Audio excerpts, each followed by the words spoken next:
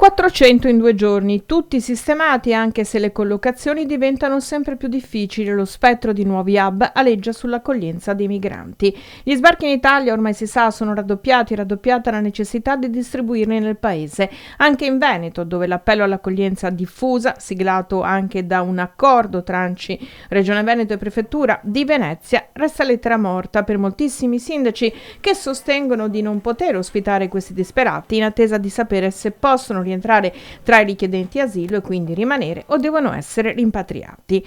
Il 40% di quelli che sbarcano in Italia, dopo aver sfidato il Mar Mediterraneo su imbarcazioni di fortuna sfruttati da scafisti senza scrupoli, ha come meta finale però la Germania, la Francia o il Nord Europa, dove hanno parenti e amici. Ma il flusso di arrivi sulle coste siciliane continua e gli hotspot dell'isola vanno alleggeriti con progressivi trasferimenti in tutte le regioni, nord-est compreso. Il punto di smistamento per il Veneto è il piazzale della questura di Marghera, dove sono arrivati 4 pullman, 3 con soli uomini, età dai 18 ai 45 anni, un altro con mamma e bambini. Da qui, attraverso il coordinamento della Prefettura di Venezia, le varie persone sono state affidate alle realtà con posti disponibili da Belluno a Rovigo, la caserma Serena di Treviso.